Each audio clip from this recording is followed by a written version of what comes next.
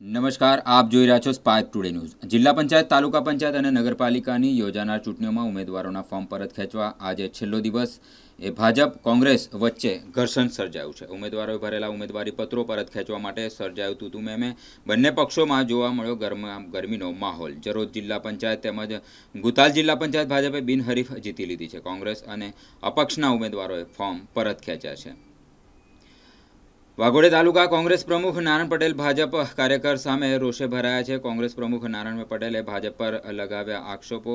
તેમણે કહ્યું છે કે કોંગ્રેસના જિલ્લા પંચાયત તેમજ તાલુકા પંચાયતના ઉમેદવારોને ધાક ધમકી આપી ભાજપે ફોર્મ પરત ખેંચાવ્યા હોવાના આક્ષેપ કર્યા છે। વાઘોડિયા તાલુકા કોંગ્રેસ પ્રમુખ નારાયણભાઈ પટેલે આક્ષેપો લગાવ્યા છે। ફોર્મ પરત ખેંચવાના સમયે કોંગ્રેસ પ્રમુખ નારાયણભાઈ પટેલે તેમના ભાજપ કાર્યકરો વચ્ચેના સમયે ઘર્ષણના દ્રશ્યો સર્જાયા હતા। વાઘોડિયા તાલુકાના ધારાસભ્ય ધર્મેન્દ્રસિંહ વાઘેલાએ જણાવ્યું હતું કે કોઈ ધાક ધમકી આપવામાં આવી નથી અને કોંગ્રેસ પાર્ટીને ચૂંટણી લડવા માટે કોઈ ઉમેદવાર ન મળતા કોંગ્રેસે લોકોને જબરજસ્તીથી કોંગ્રેસમાં ફોર્મ ભરવા માટે રાજી કરવામાં આવ્યા હતા, તેમ ધર્મેન્દ્રસિંહ વાઘેલાએ જણાવ્યું છે।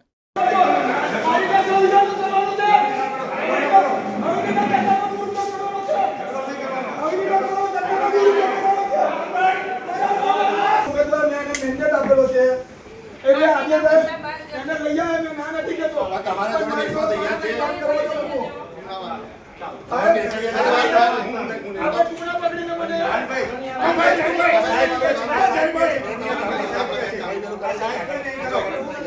આમાં કોઈ 5 મિનિટ ના હોય 3 મિનિટ ના હોય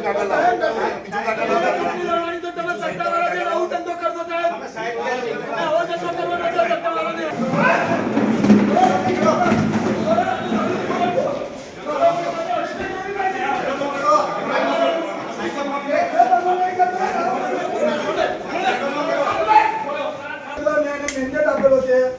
એટલે આજે એને લઈ આવે મેં ના નથી કેતો તમારે જોડે બેસવા તૈયાર છે આપણે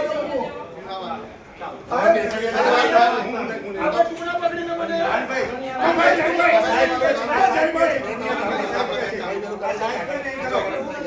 આમાં કોઈ 5 મિનિટ ના હોય 3 મિનિટ ના હોય લડવાની તો તમે સત્તાવાળા જે આવું ધંધો કરતો સાહેબ આવો ધંધો કરવાનો છે સત્તાવાળાને। આ ધંધો રાજુભાઈ દાડી ખોટો કરી રહ્યા છો તમે તમારી ચાલો એમને બેન મને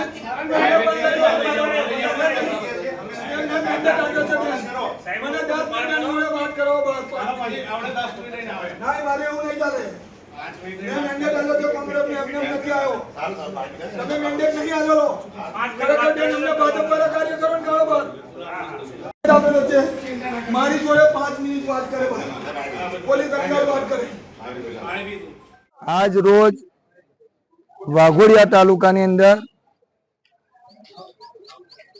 ભાજપના જે ધારાસભ્યથી મળીને તમામ લોકોએ મારી સાથે, હું વાઘોડિયા તાલુકાના વાઘોડિયા કોંગ્રેસ પ્રમુખ તરીકે નારાયણભાઈ પટેલ મારું નામ છે, અને જે મારી પાર્ટી જોડે એટલી બધી ગદ્દારી કરી છે આ લોકોએ કે જે અમારા ઉમેદવારને રાતે ચેનથી ઊંઘવા નહીં દીધા, એમને લઈ ગયા છે।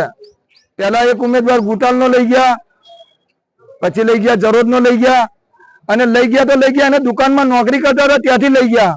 હજુ દુકાનમાં હેલ્મેટ છે કહેતા હોય તો હું બતાવું, અને હેલ્મેટ મુકાવીને એને લઈ ગયા। ત્યાંથી લઈ ગયા પછી ધાક ધમકી આપવાની, ધાક ધમકીથી ના માને પેલા પૈસાની વાત કરવાની, પૈસા ના લે તો ધાક ધમકી આપવાની।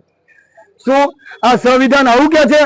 બાબા સાહેબને કાલે ફુલારથી આપને સ્વાગત કર્યું, શ્રદ્ધાંજલિ અર્પણ કરી, તો બાબા સાહેબનું સંવિધાન એવું કે છે કે કોઈક દુકાનમાં નોકરી કરતો હોય નોકરને ઉચકી દેવાનો, અને ઉચકી જઈને ભાજપનો કોંગ્રેસમાંથી મેન્ડેટ આલેલો હોય છતાં એને એની જગ્યાએ ભાજપનો હાર પહેરાવવાનો।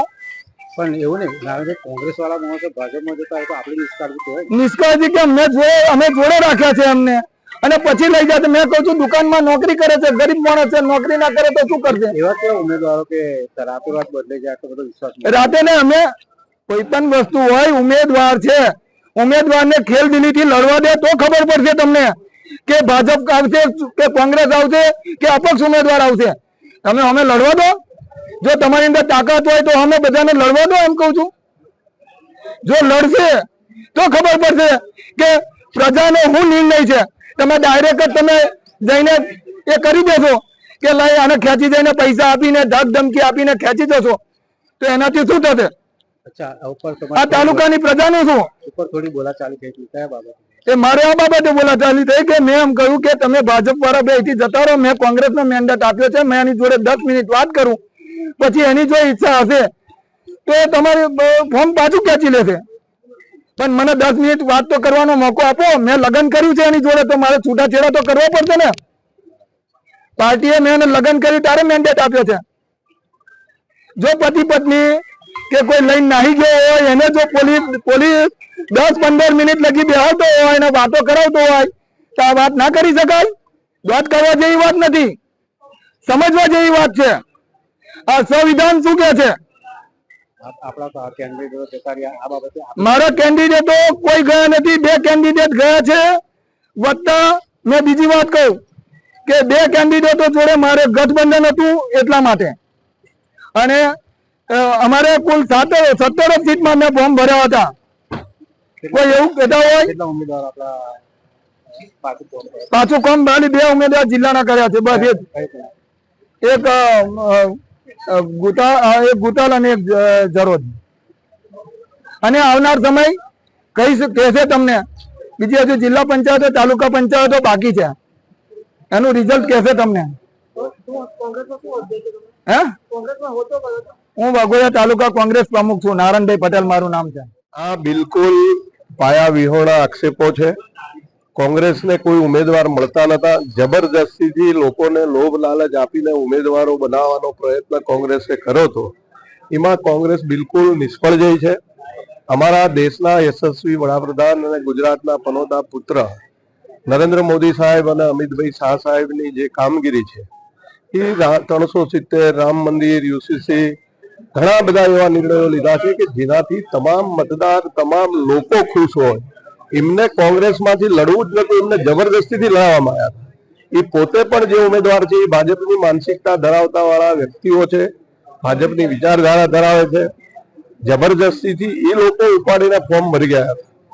એમને પોતાની એમની ગેરસમજ સમજાણી એટલે એમને પોતે નિર્ણય લીધો કે મારે કોંગ્રેસમાંથી ઉમેદવારી નથી કરવી, મારે મારા ગામનો વિકાસ કરવો છે. એટલે એમને પોતે સ્વેચ્છાએ ફોર્મ ખેંચ્યું છે.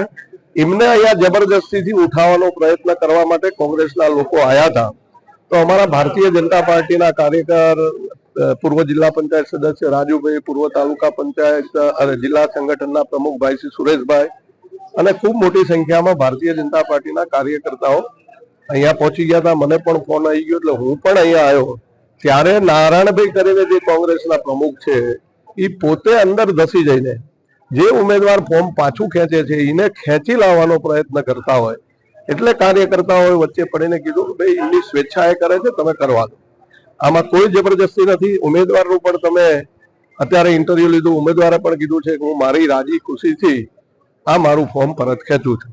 એટલે આ પાયાવિહોણા આક્ષેપ છે. જે લોકો હારી ગયા છે, ઇલેક્શન થતા પહેલા જ તમામ સીટો એમની ગઈ છે. ઘણી બધી જિલ્લા પંચાયતો બિનહરીફ થઈ છે, ઘણી બધી તાલુકા પંચાયતો બિનહરીફ થઈ છે.